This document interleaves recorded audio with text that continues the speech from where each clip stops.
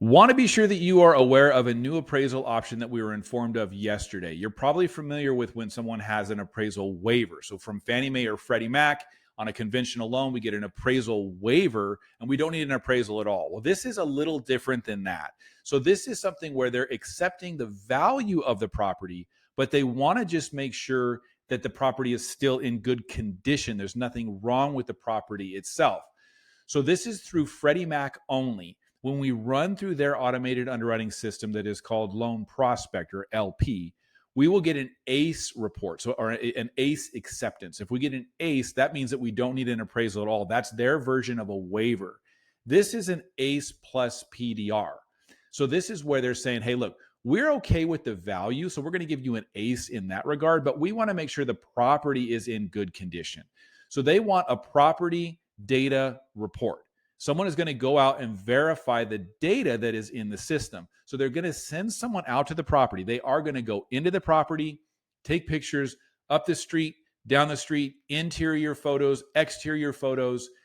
They are going to do a sketch map of the property, of the layout of the property. And they're really looking for any issues that jump out at them. So if the property has 2 kitchens for some reason, okay, well, if it's a single family residence, we got a problem. If they go into the garage and that's been converted to a grow house, okay, that's no longer a garage anymore. Maybe this is an income producing property.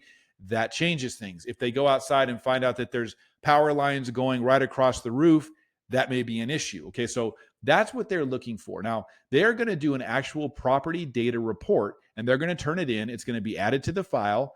But keep in mind, there's not anything on this property data report about valuation. There isn't anything showing comparable sales or adjustments, any of that kind of stuff. Now, the advantage to this system, number one, is that we can be confident with the value.